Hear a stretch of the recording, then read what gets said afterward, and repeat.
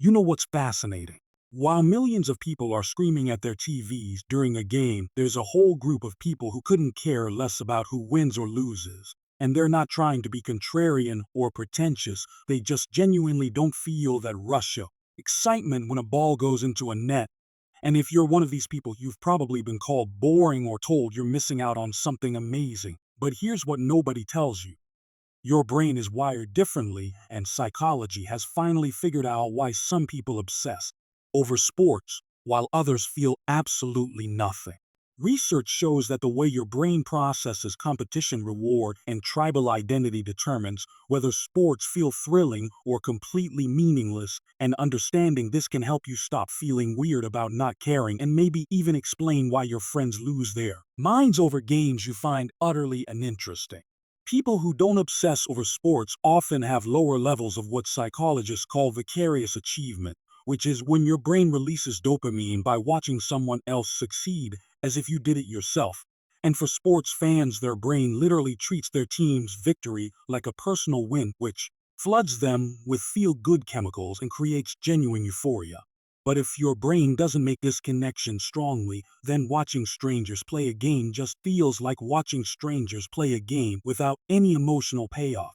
And this isn't a deficiency, it's just a different neurological setup where your dopamine system requires direct participation or personal investment to activate. And you're not broken or missing some human experience, you just need different stimuli to feel that same rush of excitement and accomplishment that sports fans get from watching a game. Your brain might also have a weaker response to what's called social identity theory, which explains why people align themselves with groups and defend them passionately even when they have no direct connection to the players. And sports fandom is essentially tribalism in a safe, socially acceptable form where people get to experience the evolutionary thrill of being part of an in-group without actual danger.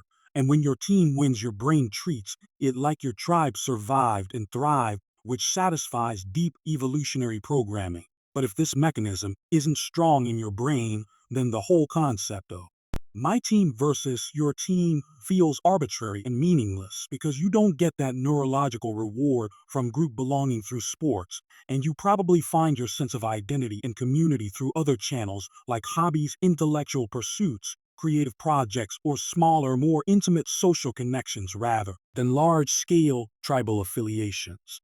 Psychology says people who don't care about sports often score higher in what's called need for cognition, which means your brain craves complex mental stimulation and finds predictable physical competitions less engaging than intellectual challenges. And this doesn't make you smarter than sports fans, it just means your brain's reward system lights up more for abstract thinking, problem solving, and nuanced analysis rather than the straightforward tension and release that sports provide. And you might find the social rituals around sports more interesting than the games themselves, because you're analyzing the psychology of fandom rather than experiencing it firsthand. And this analytical distance can actually prevent the emotional immersion that makes sports exciting for others, because you're too busy observing and questioning to surrender to the experience and let your emotions take over. Research shows that some people lack what neuroscientists call mirror neuron activation during sports, which are the brain cells that fire when you watch someone else perform an action, making you feel like you're doing it too. And athletes and passionate sports fans have highly active mirror neuron systems that make them physically tense up during close games as if their muscles are participating.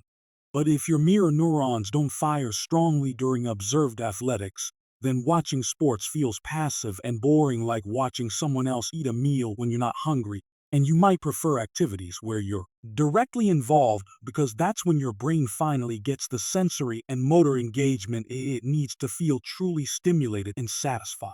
Some people don't obsess over sports because they have what psychologists call low uncertainty tolerance, meaning they find the unpredictability and lack of control in games more frustrating than exciting. And while sports fans love the suspense and emotional roller coaster of not knowing who will win, your brain might prefer activities where you have agency and influence over outcomes, and the passive role of spectator, where you can't affect results, might feel pointless to you because your brain is wired to seek mastery and competence through direct action rather than emotional investment in uncontrollable events.